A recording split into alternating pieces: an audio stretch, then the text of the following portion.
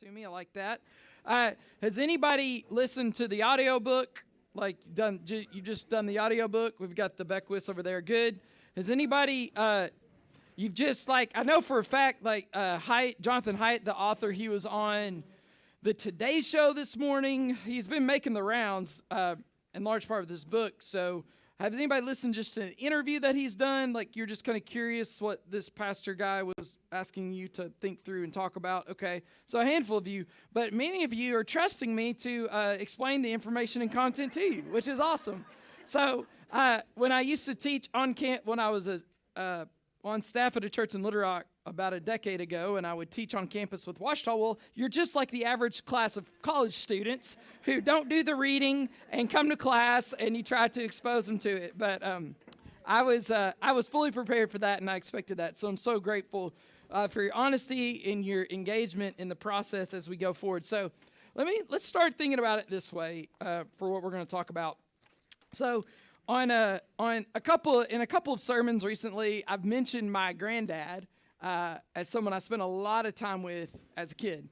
I mentioned on Sunday how we used to go fishing together, how he made breakfast sandwiches to me, and then I was telling those stories on Sunday, and my daughter was sitting next to one of her friends, and she goes, "He didn't tell him this part. He got him milk every day after school too." And that was when I was a little. As I was as round as I was tall when I was in 5th and 6th grade. But the other thing I haven't mentioned, or I've mentioned it in passing kind of jokingly, is that my granddad, I spent all this time with him, but my granddad was a chain smoker, okay? He smoked all the time. And the moment I got climbed into his truck, the smell smacked you in the face, right? And he had a cigarette on the way to school. He'd throw it out the windows, light up another one. There was always a cigarette in his hand. And I've joked, when our families had meals, he'd always find a way. He had to go outside and sit on the porch to have a cigarette. And we spent so much time together. So he's the guy.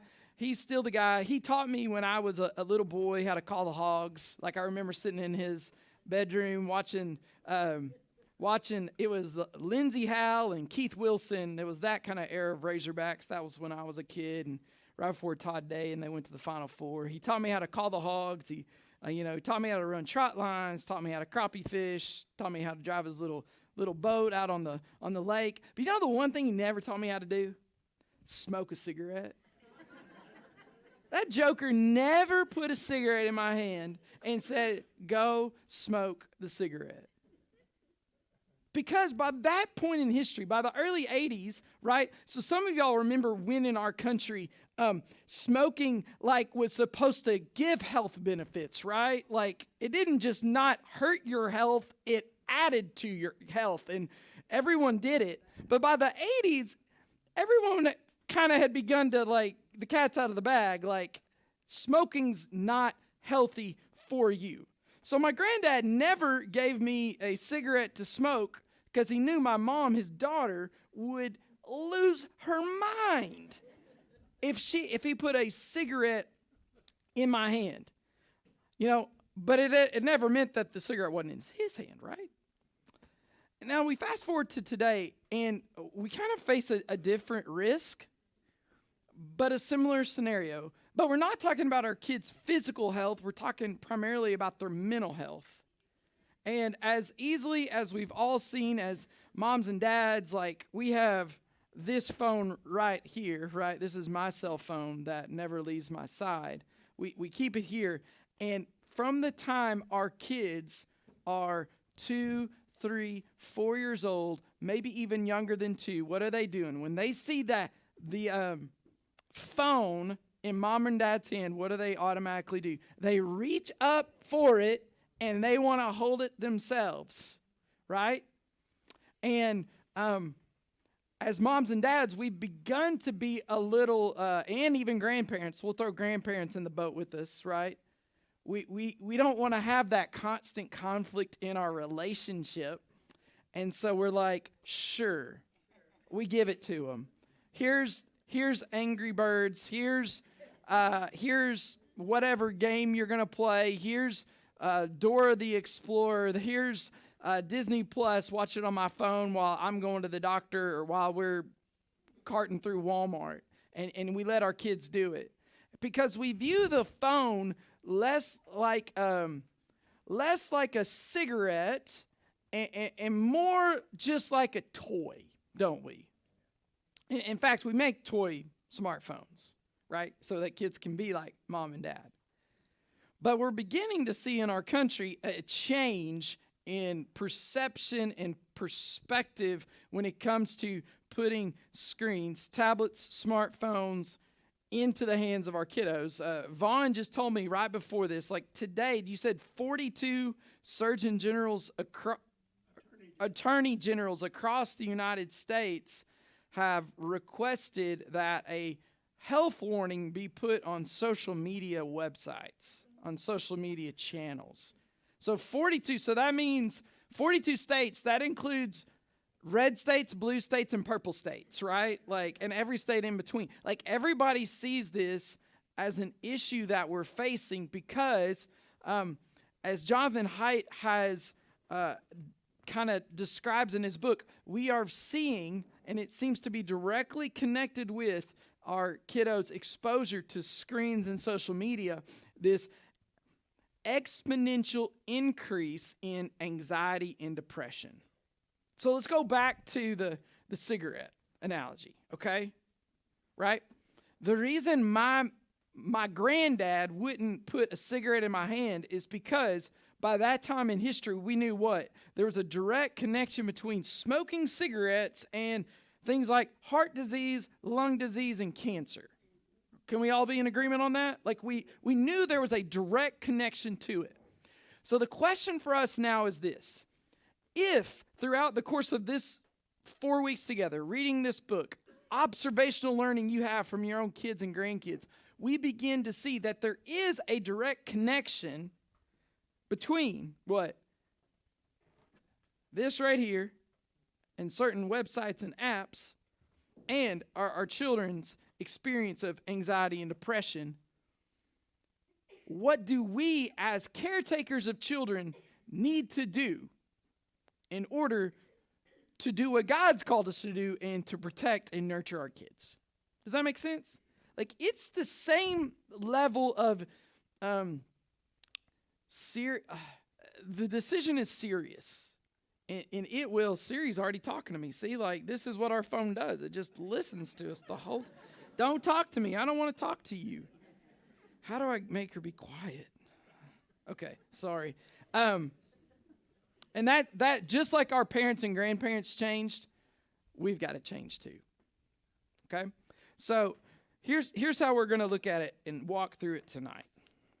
I think it's really important for all of us to understand how we got to this moment before we begin to fully understand. So how I imagine this going, tonight we're going to talk about what Haidt calls are the two big shifts that he's identified in culture that have worked in concert together to see this increase occur. Then in the following weeks, we're going to talk about the specific implications it has for our daughters and then also specific implications it has for our sons. But then also we're going to be talking through some ideas on what it might look like for families to come together, churches to work together, so that we can support each other to raise healthier kids in this technological age, technological moment where it feels like our lives are inundated with screens. So here are the two shifts. Let's just walk through this handout right here, okay? The first shift that Jonathan Haidt talks about is this. It's the rise of a phone-based childhood, okay? A phone-based childhood. So for him, a phone, for the word phone, he includes smartphones, tablets, laptop computers, okay? And then video games that have internet access, okay? So that's a big change for like my generation, okay? So guys who are in their mid-40s, we grew up with Nintendo, and when we played a video game in our bedroom, we were playing a video game in our bedroom. There was no one else on the other end of the video game. I wasn't playing Super Mario with 50-year-old in Denmark on the game at the same time, or someone else in China. Like, I was all by myself. But now gaming it's based on social networks that these video game companies create as well. So here's what it gets us, okay? Notice this is a quote from his book. At the turn of the millennium, technology companies created a set of world-changing products that took advantage of the rapidly growing internet. There was a widely shared sense of techno-optimism. These products made life easier, more fun, and more productive. Okay? Easier, more fun, and more productive. And I think that's why it began to draw our children in, and why us as adults began to let them be exposed to it at such an early age. Now, here's the question we should ask before we move on. Why were kids always going, let me see it, let me see it, let me see it, let me see it? Do y'all know the answer? Because you couldn't take your eyes off of it. They figured that if mom and dad and grandma and grandpa are entranced by this magical device, I surely should be as well. And they thought, if it's taking their attention off of me, maybe I should give it my attention as well. Part of this is our own fault for our own addiction. All right? I haven't done it recently, and there was a season when I took off. I was on my phone. I blocked Facebook and I blocked Twitter on my phone. So I never download the apps, but I blocked it in the browser. But then I took the next step and I just hid the browser that's on my phone. Okay? Hid the browser that's on my phone. I tried to make this as dumb as possible. I didn't want to have internet access on it. I wanted to be able to text my wife, my colleagues. I needed email. I needed to take phone calls. And I needed GPS because I'm horrible with directions. But I didn't want to have the constant beck and call being on the internet. And do you know what I found out myself doing? Whenever I would go, I'd go to Walmart and I'd be checking out at Walmart. Do you know the first thing I'd always do? I would do this. I'd be like 3 people and let them, and I'd pull out my phone. I'd open up I forgot I took off Safari. And I had to put it back in my pocket. Because I realized my phone really didn't do anything that I wanted to do in that moment, because I had taken away that avenue for the internet. But my mind, my habit had become, whenever there was silence, whenever there was a moment, a break, I always turned to it to numb the silence. And our kids see that.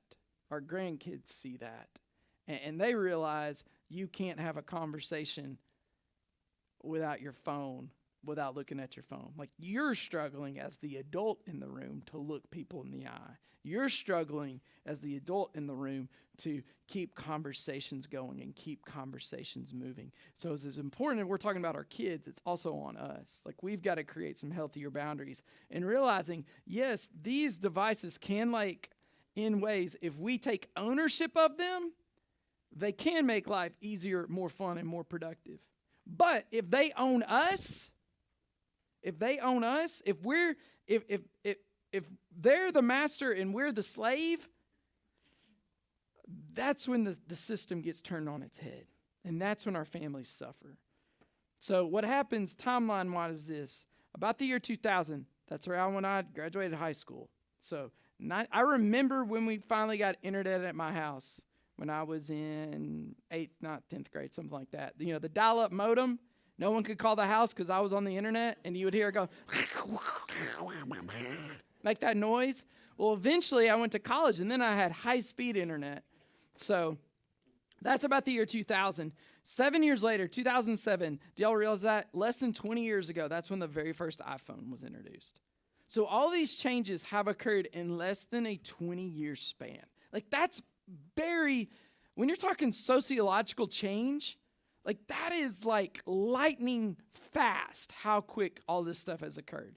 So 2007, the introduction of the iPhone. Do y'all remember when the iPhone was introduced? And a lot of us were super skeptical of like Apple, because at the time Apple wasn't cool. Like Apple was kind of trying to find its sea legs again. Like they were trying to reinvent themselves. They come out with this iPhone and people are like, I mean, okay, it's way too expensive. How do we know it's going to work?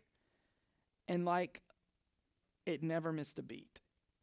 It's forever changed our culture in the West. 2007, the introduction of the iPhone. And then something happens. With the development, at the same time, you have the beginnings of these social media sites, Facebook being the first. Well, you have also things like MySpace, but they have the development in 2009. They launch, so this is on Facebook. Facebook launches the like feature in 2009, and Twitter launches retweet. And so those two things are super important because that means social media created a feedback loop with those two features. Does that make sense? Like an interactive dynamic where you would post something and you would then want to go back and check it to see if anyone liked it. Because them liking it is almost them like recognizing your presence in the world. Or if someone retweets it, it means they appreciate what you're thinking. Move forward a little bit. 2010, 1 year later, this is huge. iPhone 4, in 2010, that's when the front-facing camera occurs. Front-facing camera is crucial because that's what then allows our children and adults alike to easily take a selfie photo, like a forward-facing photo of themselves, quickly, easily, that they then can post to the internet. 2010, this is a big feature for also in 2010 is the creation of the Instagram app. If you're unaware when it comes to social media, you're a high school kid, you're college students and younger, they don't use Facebook.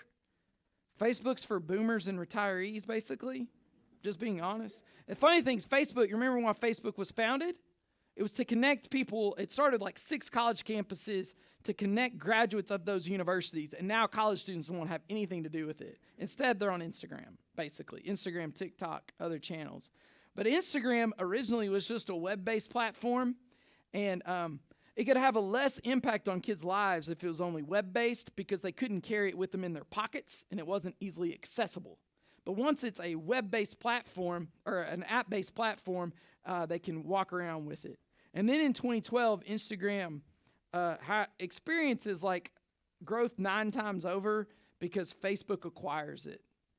Facebook buys Instagram, and look at the growth of users. I remember when Instagram was started, and I thought it was the stupidest thing ever. I remember having conversations with my friends. We were all 2012, so in 2012, that's 10 years ago. I'm in my early 30s. When Facebook acquires Instagram, Instagram started a few years earlier, so I'm late 20s. And I was like, why would anyone want to see pictures of someone else's life? I remember saying that to some friends that I met with every single week. It's like, who does this? Apparently 90 million people do it. So 10 million people are users on Instagram, and then Facebook buys it, and it goes from 10 million 1 year to the next year, 90 million users. So basically, they increased their fish pond that they were drawing from. 2013, it's assumed smartphones and social media become widely accessible. And then here's this stat in 2016.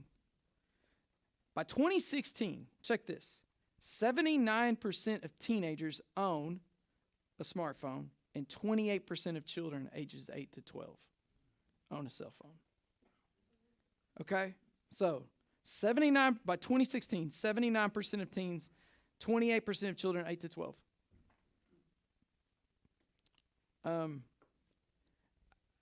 I'll be real honest with you, for those of you who are parents and grandparents, and you cannot like me for what I'm about to say, your 8 to 12-year-old doesn't need a smartphone, okay? And I'm just going to, like, speaking as someone who's, if you had an 8 to 12-year-old, I now have a 15-year-old and an almost 13-year-old. I would really rethink that decision if that's a decision you've made. And I know it's hard to pull back once you've made that decision. I get that. There are decisions involving screens I wish we had not made with our kids, and it's hard to go back on them. So here's a quote from Haidt real quick. Many parents were relieved to find that a smartphone or a tablet could keep a child happily engaged and quiet for hours. Was this safe? Nobody knew. But because everybody else was doing it, everyone just assumed it must be okay. So the reason our brains, and we're going to talk about, we'll get to this next page, and this will tie into stuff we'll talk about in future weeks as well. The reason our kiddos are so entranced with this phone, because typically, I know they're often watching videos, they're often watching a streaming service on your phone maybe, but they're also playing games, okay? So they're playing Angry Birds, harmless game.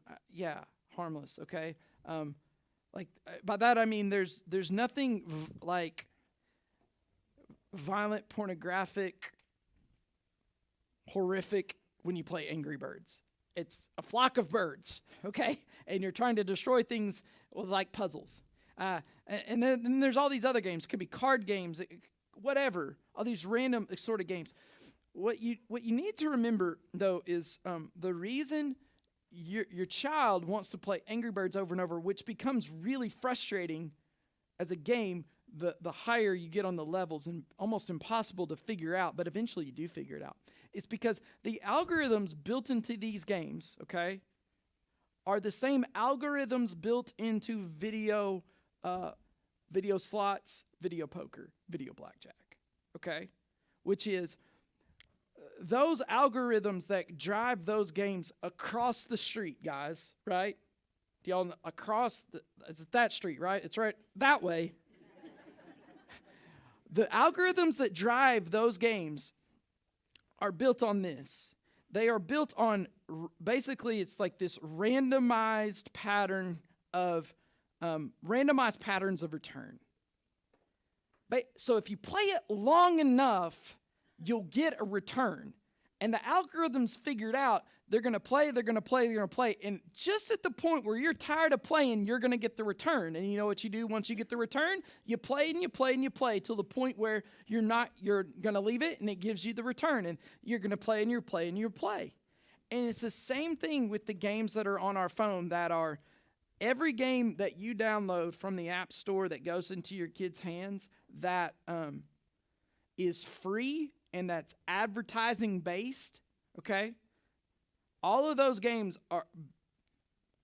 all is such a big word. Let's say 99% of those games are games of randomized return. And the reason your kid keeps wanting to play it is the same reason your buddy can't back away from video poker or video blackjack or video slots. It's the same reason. So we are introducing with those games, and they're like, I understand. We're introducing this addictive behavior into our kids' brain, okay, from a really early age. And the problem, we'll talk more of this in later weeks, is that our children's brains, remember, children's neurology, their brain is not ready.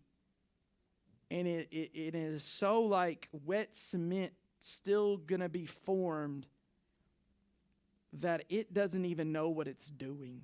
And you are setting these neural pathways through those habits that for adults, your brain is basically what your brain's going to be, good or bad. Yeah. You know what I'm saying? Because you're basically you're over 25 years old, so you're okay. But before you reach 25, your brain is a bit of a muddled mess as it's kind of forming all these neural pathways. And what you choose to do informs that. So he talks first about the increase of phone-based childhood, and then he talks about kind of going along with that, and this is the surprising thing, I think, for some of you who maybe have read his book, is the decline of play-based childhood. Okay? The decline of play-based childhood. So, a quote from our friend Jonathan Haidt, he just says this: for a variety of historical and sociological reasons, free play began to decline in the 1980s, and the decline accelerated in the 1990s. Many children and adolescents lost exposure to the kinds of challenging physical and social experiences that all young mammals need to develop basic competencies, overcoming childhood fears and prepare to rely less on parents. Virtual interactions with peers do not fully compensate for these experiential losses. So, and he goes into more detail in the book of basically this, probably starting with my generation, so those of us who are now approaching mid-40, our parents became increasingly concerned that if we rode our bike around town, we were going to get abducted. Like that is the actual line of thought, okay? And I'm not saying children don't get abducted, right? I'm not saying bad things don't happen in this world. But because of, I think, the growth, even in the 80s, of more news coverage, right? The development in the late 80s into the 90s of the cable news industry, where you found out not only what was going on, like I grew up the road in Benton, not only what's going on in central Arkansas, so Little Rock, Hot Springs, Pine Bluff, but now you know what's going on in Seattle, Washington, and now you know what's going on in West Virginia, and now you know the horrific things in Philadelphia or Boston or somewhere in Florida. And so people began to have this overwhelming, I think, parental anxiety. If I let my kids go out, something bad is going to happen. And all of you, though, you have this story to tell. Most of you in the room do. My mom always tells these stories. She grew up in Benton, too. She goes, I just remember riding around town with Janie. That was her best friend, still her best friend. We just rode around town on our bikes everywhere we went, all weekend long. Not a care in the world. We went to the movies. We went to the soda fountain. We went to the park. We went to people's houses. They just went and did. And then when they were older, they all just went to the lake together. All these 16 and 17-year-olds went to the lake and drove, and had fun. And now I think some of us we're petrified with the idea of our kiddo riding their bike around town, or going for a walk in our own neighborhood, or walking into a store by themselves. And our culture has also gone to the point where, if, it wasn't a big deal 40 years ago, 50 years ago, to send your kid into the pharmacy and be like, hey, go inside and I need you to grab a roll of toilet paper and a thing of Tylenol, right? Now today, if you send your 8, 9, 10-year-old to do that, they call Child Protective Services on you. I mean, I'm being for real, because they think you've abandoned your child. And so because we have this, we watched, and feeding into that, all the daytime talk shows where it talked about horrible things that happen in the world. I get it, they happen. But then we began to generalize those specific crimes and horrible instances and apply it and say that was going to happen to all of us if any of our kids stepped outside. And as a result, to keep them safe, what did we do? We kept them inside. My generation, we started playing Nintendo, and then the next generation of PlayStation, and then the next generation got a smartphone, and the next generation a tablet.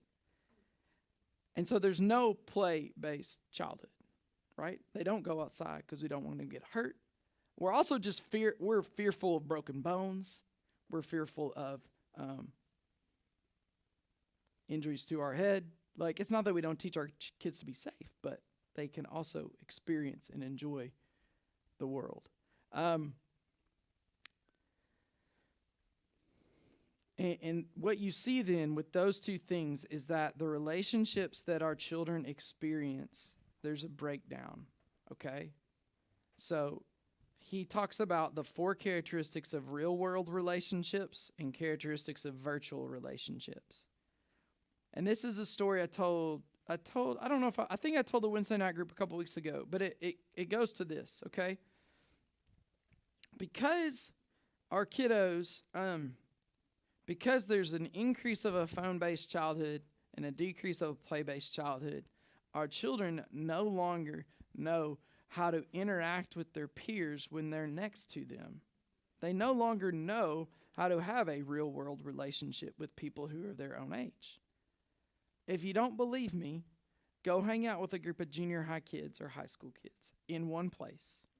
Hang out and just observe. Just observe them. I remember when I was a student, or when I was the pastor at First Baptist El Dorado, one of my first weekends over there, I hadn't done student ministry when I stopped being a student pastor like 2010. So before really all this had really begun to take over, and I went and hung out with the students one Wednesday night when I had a break, and I was amazed. We had 50, 60 kids across the street, and 80% of them didn't talk to each other. 80% of them were sitting in a chair looking at a phone. And then a couple weeks ago, I shared with y'all, Evelyn and I went to a volleyball game. She immediately saw a friend who goes to church here, goes to school with her, so she went and hung out with her. And then they immediately joined a group of 5, 6, 7 other girls, and they are all sat by themselves together. And my daughter has an Apple Watch, not a smartphone, so we can call her. Okay, like that was the decision we made. We got her an Apple Watch, so she was watching the game while the other kids, like no one acted like they were sitting next to their friends on the bench. I don't know. I just remember like when I was that age and we were all at a game. You're like cracking jokes with each other. You're poking each other. I mean, honestly, you're making fun of each other. But like that's what, in like a good-hearted way. Y'all know that, right? Like I don't know. Like how do you have inside jokes if you don't talk to each other? But it's like they kind of they know how to text with each other. They know how to comment on social media profiles. They don't know how to like do this with each other. They don't know how to problem solve with each other. So characteristics of real world relationships, embodied, okay? And that's important. Embodied. That means a relationship where you are conscious not only of your own body, but of the other person's body as well. And why is that important? Because part of communication is what? Is body language. It's reading social cues. It's understanding what it means when a person's looking up in the sky and shrugging their shoulders while you're talking to them, right? Like that's part of human communication versus virtual, which is disembodied. Like, we've all experienced that in a different way, like the difference. So think about the arguments. I'll share about my own life then. It's amazing the arguments that Lauren and I have that aren't arguments that occur when we text message each other. Does that make sense? If we had talked to each other, even just a phone call, not even being in the same room, if we had talked to each other, but especially if we'd been in the same room with each other and had the same conversation, no one would have ever thought we should like get cross with each other and get irritated with each other. But because we sent the same message as a text message to each other, what happens? We got crossways with each other for no good reason. I could give you a million examples of that happening, but I can't remember a specific one. But there are a million of them. Okay? And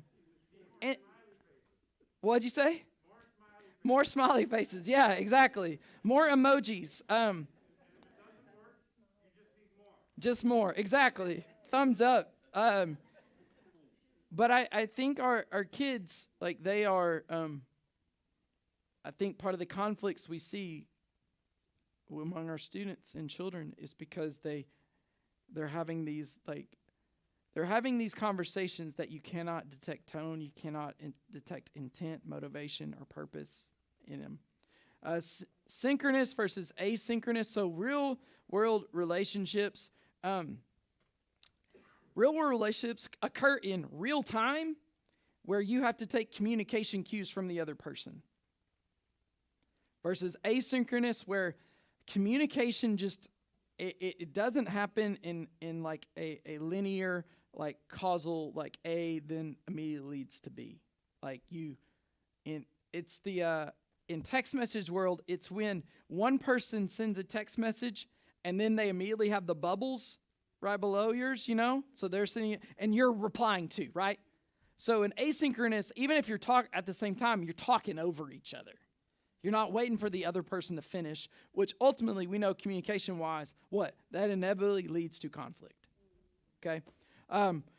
Real-world relationships, one-to-one or one-to-several. So real-world relationships, they're not meant to be, as virtual relationships often are, one-to-many. I have, it all started when I moved to El Dorado. It's continued when I moved here. I went from a carefully curated group of Facebook friends.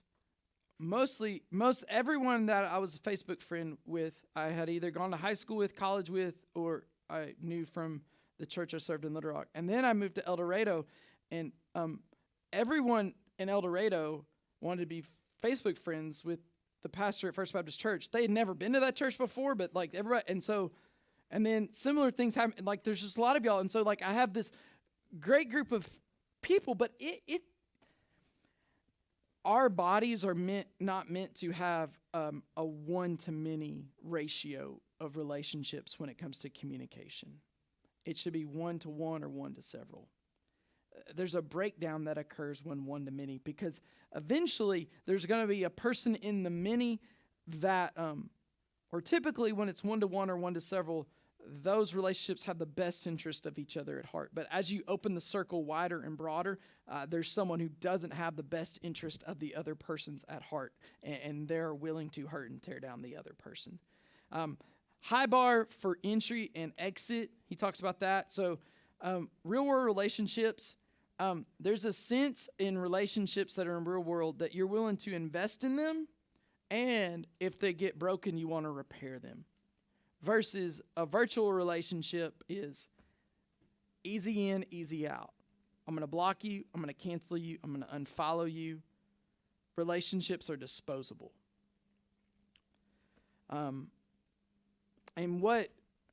Because we're not growing up right now, you've grown up. What we fail to realize is how our real world relationships with our best friends in junior high who we haven't talked to in 20, 30, 40, 50 years, how those real world relationships helped make us into the person we are today. How you learned something about what it means to be a good human in those moments. Does that make sense?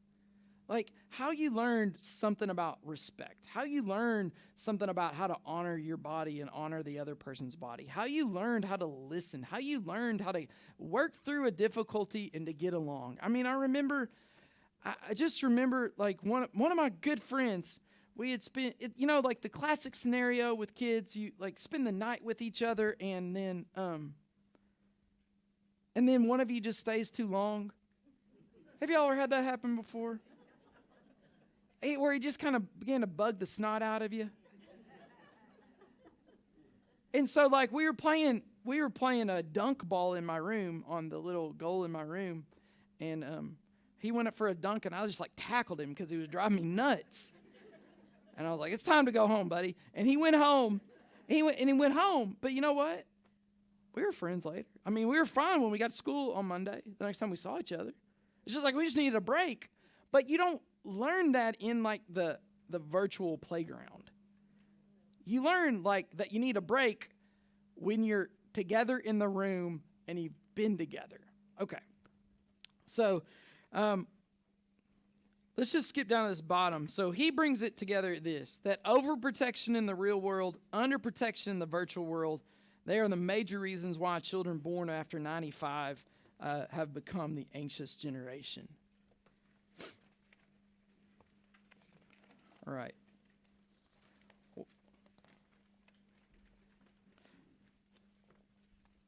We are What I'm going to encourage you to do for the sake of time, and we may circle back to it, sake of time, to look at Proverbs 4:23 and Colossians 3:13,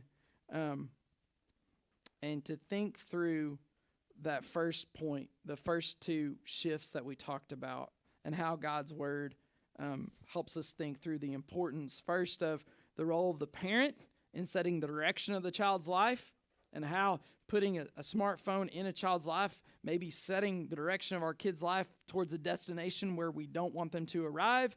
And then secondly, Colossians 3:13, what's the difference? Why are virtual relationships might make it more difficult to be forgiving and to be patient, to learn those sorts of things. And if you have kids or grandkids in your life who talk to you, and I know not all of them do. I've got almost 2 teenagers in my house, and they hardly want to talk at all, right? Like teenagers sometimes. But they want to talk to you. I think these are good things to talk to them about, right? Like, especially if they're already being exposed to phones, already being exposed to social media channels. Or talk about it in relationship to the friends they already have in their life. Like, hey, I see like y'all are struggling to get along, or y'all struggling to forget. Y'all are holding grudges. Like, you used to be best friends. Now it's like, so what happened?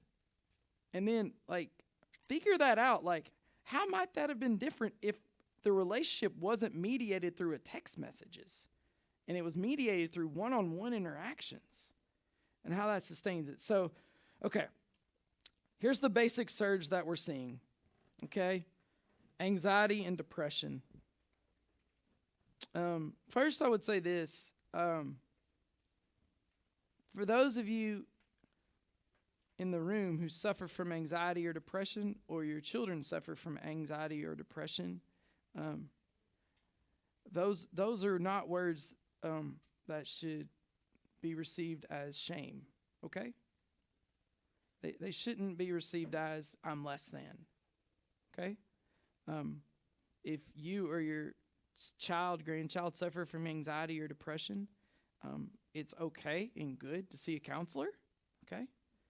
It's okay and it's good to see a psychiatrist even, and if you need to take medicine, it's okay and good to see those things under a doctor's care, under a trained physician, under care of a trained counselor, to take those things seriously. Don't act like those things just go away. They don't. Okay?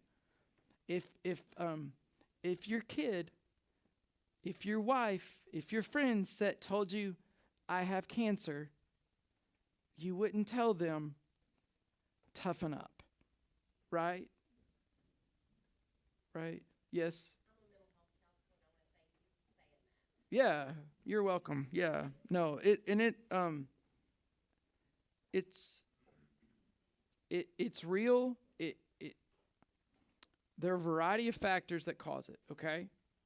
So this is like a basic description of depression and anxiety with symptoms below. But know this, anxiety and depression are caused by a combination of genes, thought patterns, and social or environmental conditions. So if your teenager is struggling from anxiety and depression, and the cell phone's a huge part of their life, that's probably one of the factors that's leading to it. It's not the only factor, but what the data shows us is that this factor is exaggerating and exacerbating underlying problems that are already present. Okay? So here's the findings, and let's look at these. These are pretty stunning, okay? Pretty stunning. So notice this, okay? You can have keep one finger right here, and then one finger back to our timeline at the beginning, okay? So if you'll notice, girls, this top chart starts in 2004, okay, for girls and boys. Girls, major depression among teens, girls have historically had a higher rate of depression than boys, okay? Like sociological, verifiable data. But notice where the climb begins, okay? That year, you especially see with the girls, but the year is 2012, where you see it.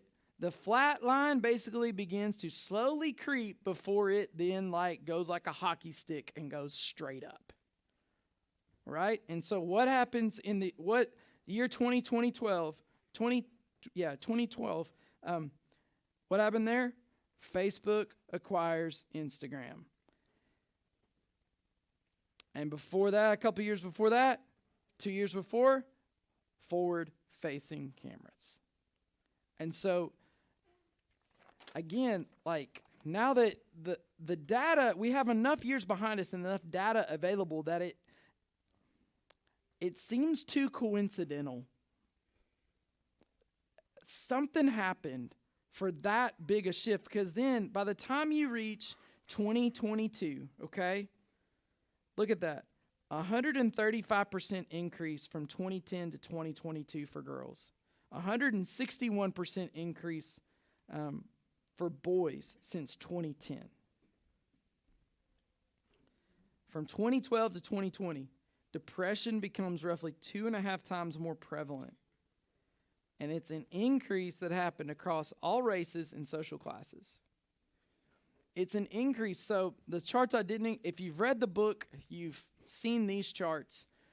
And it's trends we see not only in the United States, not only in Canada, we see them in US, Canada, UK, Nordic countries. Basically, any Western country that has access to high-speed internet and smartphones. Does that make so? It's not because some people want to say, well, it's because it's due to anything like the rise in depression is connected to anything from like the existential fear of climate change to school shootings to politics. I mean, all these things like. But all of those things didn't happen in all these other countries, and they are seeing the exact same trends occur. When you go to anxiety, the other interesting fact you see in this anxiety chart is that it especially impacts, notice, that 18 to 25-year-olds, it was a 161% increase. 26 through 34-year-olds, 111%. All ages saw, groupings saw increases, but especially 18 to 25-year-olds. And that goes back to how our kids' brains are working. Like they're not fully, I'm not a scientist, but they're still making all these neural pathways. Like Lauren always jokes, there's a reason your 23-year-old son makes really dumb decisions. He's not an adult yet, okay? Like his brain's not that of an adult yet. For real, like they know that scientifically. Because all of these things are still being formed. It's still malleable, especially with young boys being put in place. And so that's why you see it, 18 to 25-year-olds, it seems to have had it has an even greater impact upon them. And what you notice these are more statistics. I think these are astounding, so I think they need to be read. In 2011, 77% of American teens had a phone, but just 23% had a smartphone. So that would mean that teenagers had social media, but they had limited privacy and access, and they couldn't carry it around with them, okay? So there's something about the ability, once they get a smartphone, of being able to carry around with them and having constant access to it that has adversely impacted their mental health. By 2016, though, 79% of teens owned a smartphone, 28% of children, we've already read that stat. A 2015 report found that teens with the social media account reported spending about 2 hours a day on social media, and teens overall reported spending an average of 7 hours a day of leisure time on screen media. Another 2015 report confirms that 1 out of every 14 said they were online almost constantly. By 2022, that number had nearly doubled to 46% of teenagers nearly constantly online. So, like, they are, like, glued to this thing. Like, their eyes cannot leave it.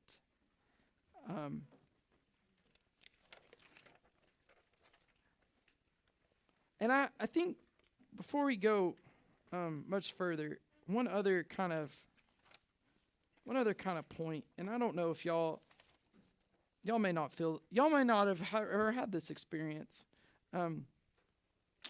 So now with streaming, where no one really we don't watch shows like we used to. Instead, a show gets released and you watch all 12 episodes over 14 hours. It's called binging. Okay. And there have been a few shows that I really like as they got released. Like I loved them and I would just gobble them up. And you know what? Like as I enjoyed the show, after I'd finished binging the show over maybe 3 days, you know how I felt? I felt like crap. I felt mentally sad. I felt icky and ooey. Like, I don't know. Like, I just felt bad about life. The show could have been uplifting, and I still felt bad. And I'm a guy in almost mid-40s, right?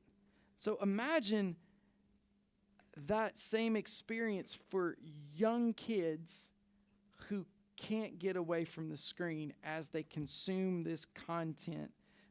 And we're going to talk about all the different ways it impacts them in coming weeks. But just think about that, right?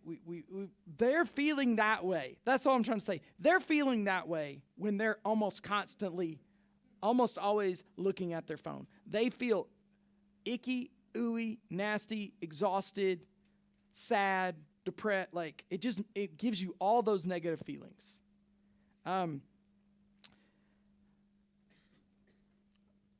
One thing to point out. So the next chart on the next page, what it points out is that while there is some increases in other diagnoses, we especially see it in anxiety and depression, heightened there. And then to understand that, technology has come in waves, but the psychological problem we've seen with teenagers can really only be connected to the advent of the not the advent, but the proliferation of the smartphone in the modern American home. Like that is the technological wave that's really been the catalyst for these mental health issues that we've had. So let's do this. Okay, first of this, does anyone have a specific question on what I've said? We're probably going to cover it in a future week, but is there anything that's unclear at this moment? Okay. Let's look at one of these scriptures together then on the next page. Yeah.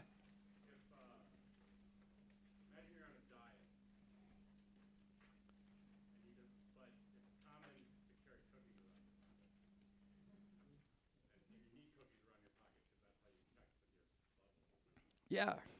Making it a lot harder to lose weight on your diet. Smartphone is the same thing. Yeah. Like carrying cookies around your pocket. Yeah. I mean, it could be even like, or you're a Coke addict and it's cocaine, and it's like, but I can't get it. But that's how an addict feels, right? An addict feels like whatever their addiction is, there's this sense where I cannot, for an addict, life hurts so much, and the pain of the everyday is so hard and difficult that the addiction is how they are trying to cope with the pain. It doesn't make it good, right, or beautiful. It makes it, I'm trying to get through. And so it also could be like this phone addiction we're seeing with adults too is a self-medication, and it's really just unveiling these deeper issues that are within all of us that have been festering for a long time. But yeah, carrying it around in your pocket, it's like, of course it's going to be hard. Like if it's tethered to you, like, and it always like rings at the wrong, like it always sends you notifications like a slot machine, right? Okay, Psalm 42. Why, my soul, are you downcast? Why so disturbed within me? Put your hope in God, for I will yet praise him, my Savior and my God. Here's a question, and you can maybe speak from personal experience if someone wants to share. How does screen time, excessive time spent on social media contribute to feelings of depression and being downcast for you? Yeah, Jamie.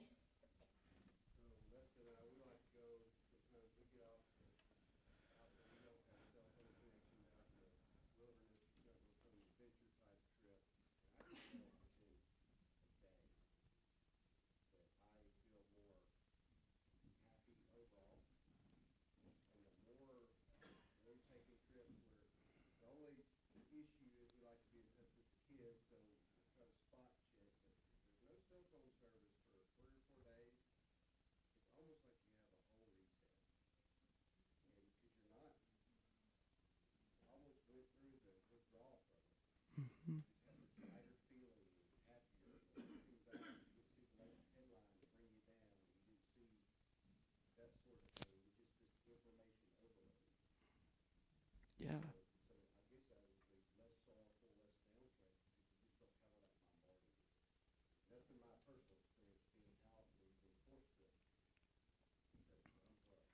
Has anybody else ever had that experience before? Yeah. Yeah. The last, not this previous summer, the summer before that, I would go to Nicaragua most years when I was in El Dorado, and we'd spend a week there. And it was always such a refreshing week, in large part because we had Wi-Fi where we stayed, but we were hardly there during the day, and it didn't work in the cabin where you were sleeping. You had to like go out into the common area to have Wi-Fi, and you didn't have data in the mountains and the villages, because the mountains were there and Verizon didn't have a tower for you. But it was like this lightness of like, I had less things to worry about, because like, I didn't have to worry about all these ways people might want to communicate with me, or I didn't have to keep up with all the world's problems all the time and have to know about them and have to speak about them. I just felt like a burden lifted. Yeah. And there are stories told in the book. Have y'all read these stories that moms and dads tell about what their kids go to their kid who is sullen, angry, depressed, and anxious 10 months out of the year goes to a 1 week, 2 week, no cell phone summer camp and comes back a different kid. Like every year, and then they get sucked back in like an addict, right? Get back in with the wrong crowd, and they get them reintroduced to it. Any other thoughts on excessive screen time contributing to those feelings of depression or being downcast? Yes.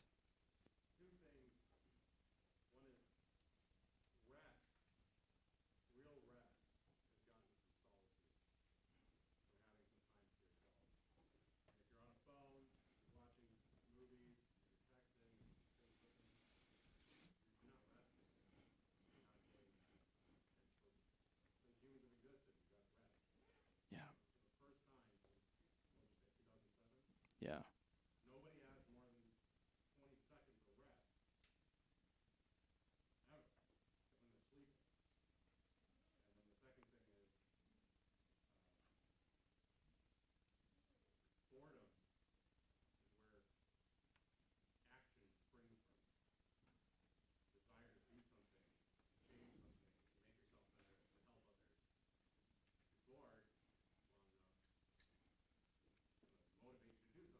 Yeah. And our kids are petrified of being bored, right? Like, it's okay to be bored. Like, boredom is not a dirty word. It's a good. I mean, it's okay to be. I'm saying it's a great word. Like, that's where creativity is sparked. That's where new interests are found. And then you figure out the world doesn't have to revolve around you if you're bored for just a minute. You know, when it comes to the sleep piece, I mean, there's this whole now, like, there's a whole area of study called what? Sleep hygiene, which talks to you about, like, how many hours before you go to bed you need to not look at your phone so you're not exposed to blue light, so that you're not producing the chemicals in your brain that want to keep you awake and make you think that you're awake. For me, and then I'll walk y'all through the last couple of pages. For me, excessive screen time, here's how it contributes to feelings of depression and being downcast. I'm just always reminded, like, social media is where the loud fringes of the world, including some of whom it appears are my friends, speak in ways that tear other people down. And that's sad to me. Like, I feel like it makes me, because when I see people speak that way on social media, I'll be honest, I just want to see pictures of your kids on social media. I want to see pictures of your vacation. Let's talk about sports. Like, let's, like, laugh a little bit, share a funny reel. But everything, it makes you feel like, it makes me, especially maybe because I'm a pastor, it makes me feel on edge, because it feels like everything I'm going to think, someone's going to be mad about it. Everything I may want to say, someone's going to have a criticism of it. Someone's going to think you're a right-winger or you're a woke lib, no matter what you say. Like, you're somewhere out there. And it's like, no, I'm just Jonathan. Just got an opinion. Like, not trying to change yours. I just have some thoughts sometimes. That for me, that wears me down. And I think that's often, that kind of same mindset is what wears our kids down, because they're constantly on social media, they're constantly thinking through, how are people going to react to what I say or to what I don't say, to what I respond to or don't respond to. If you'll notice, I am, for those of you who are my Facebook friends, you'll be like, he doesn't use Facebook. That's right. I'm on it. Because I want to see pictures of my friends' kids as we grow old on different parts of the country. But I just assume everything's going to be interpreted as like a slanted political statement, unless I just say puppy dogs are cute. So, Megan. Just as a junior high teacher perspective, Yeah. I just wanted to share like what I see Yes. on a daily basis with my 12, 13, 14, 15-year-old. This school year, we've had several schools across the state put out a no cell phone policy. And there's been a lot of parents and even teachers and administrators that aren't supportive, that work inside the school, because they want to get a hold of their kids anytime they need them. I want to be able to text them all day long. I need to get a hold of my kids. We didn't have that, and we turned out fine. And we have a phone in the office, and they can call mom if they forget their lunch. Yeah. Right? But last year, in my 9th grade classroom, I conducted my lesson as normal, as usual, but I had my students stand up and walk to the board and put a tally mark every time their phone lit up on their desk. Yeah. And in a 45-minute class period, we had over 300 tally marks on my board in one class period. And those are the ones that they admitted, like, they lit up, right? I mean, I'm sure there were ones that didn't make it. So even though you drop them off at school, they're on their phones all day long, and they're not listening to a word that I'm saying because it's vibrating in their pocket Yeah. every 5 seconds all day long. Yeah. And so we just see, our kids can't work in groups. They can't communicate. They want to work alone. They don't want to collaborate. Like, it's really scary. Yeah. And so to your point, Megan, I think what you raised, so part of it's a parent issue, okay, when it comes to kids and cell phones.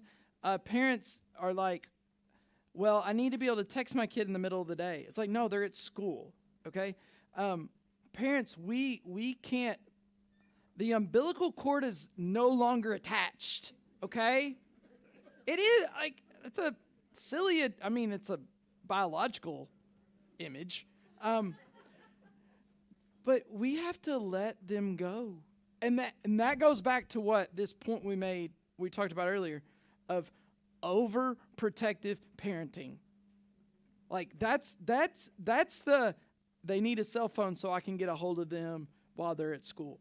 That's the decline of play-based childhood, of like being in a place where things may happen outside of your control. You're going to have to trust the administrators and trust the teachers. Your kids are going to be okay. And they will, like you're saying, you can call the office. We're happy to get your kid. Like we can't keep your kid from you. Thank you, Megan. And it does present our educators, it's causing a mess for them. It's an absolute mess that without the partnership with without a willing partnership between parents and grandparents, educators can't educate our kids. They can't, okay? So we have to be willing to be okay. I mean, I'm all for, like, eliminating them. I mean, let's just, our first cell phone, do y'all have one of those big bag phones?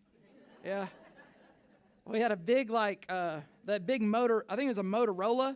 It was like a big, purse, it was about the size of Vaughn's Bible, case with the strap. And we moved it between cars, right? Like, it didn't even stay in one car. It wasn't a cell phone you carried. It was a car phone, really. Like, it went with you wherever the car went. It was a 6-watt. You could reach out and talk to the world. You could, yeah. It was pretty. They were in like a full handset. But hey, so here's some ideas. If you've got, if you want to try them yourself, or you want to work on it with the kiddos in your life, and I'll try to give you some of these every week. The first is like an idea for what it might look for, like a digital detox. To set a specific time frame for it, 24, 48 hours a weekend. Things I would encourage you to do, first, to delete all social media apps and hide your web browser. I mean, what's a web browser? Yeah, so do you have an iPhone? You don't know how to hide, so do you have an iPhone? She don't need, okay, well. Do you know what YouTube is? No, YouTube will walk you through it. But if you don't know the answer to my question, you probably don't have an issue with it as much. If you're curious, if you've got an iPhone, Safari's built into it, so you can't actually delete Safari. Instead, you have to go to your screen time settings, and you have to tell it which apps are allowed, and you untoggle it to turn it off so it hides itself. But then once you delete the apps and hide the web browser, think of it as a fast and use that other time to engage in some sort of offline activities, like reading a book, going for a walk, talking to someone, face-to-face interaction. This is something fun all of us could do too. Here's a smartphone compulsion test by the founder of the Center for Internet and Technology Addiction, Dr. Greenfeld. All you got to do is read the questions, circle which ones that apply, and count them up to find out how addicted you might be. And the connection challenge, and this may be especially good for our kiddos. Make a conscious effort to have at least one face-to-face conversation each day with a friend, family member, or coworker. And reflect on how those real-world interactions compare to virtual ones in terms of emotional satisfaction and connection. Okay?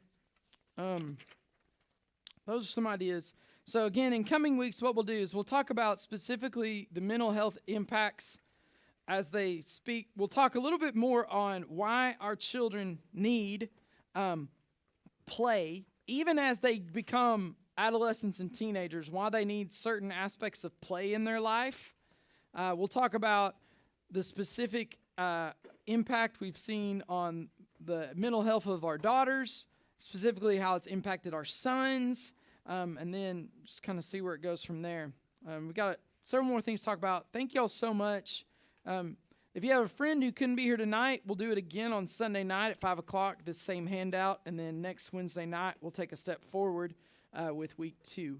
So thank y'all for your attention. I hope it was encouraging, hope enlightening. One of those things, I don't know what. But God, can I pray for y'all as we leave? So Lord God, we are grateful for the children you've entrusted to us. We are grateful that to know that each one of them was made in your image and is uniquely gifted by you, and you have a desire that reaches even far beyond our wildest imaginations for what their life can be in the name of Jesus Christ. And we want to see them reach that full potential. And so, God, we ask that you would grant us the wisdom we need as their parents and grandparents and influencers in their life to guide them in the way of Christ, in a way of wholeness and healing and health, so that they can be the person you've created them to be. And thinking of Megan's comment, I really want to pray for our teachers who every day are on the front line of this as students are distracted by phones and notifications and social media apps. And I want to pray for the children in our schools who often, because of these phones, are the victims of bullying. They're the victims of verbal abuse, and they're the victims of just being cast aside by friend groups. And Lord God, I pray that the comfort and the love of heaven would find that child, that student tonight, and they would realize there's a God who loves them and cares for them deeply. And I pray for those students that have been, their character has been perverted by social media and by exposure to screens, Lord God, and that through the power of Jesus, their character can be restored. So give us a good night's sleep, Lord God, and we look forward to seeing one another again this weekend. In Christ's name, amen.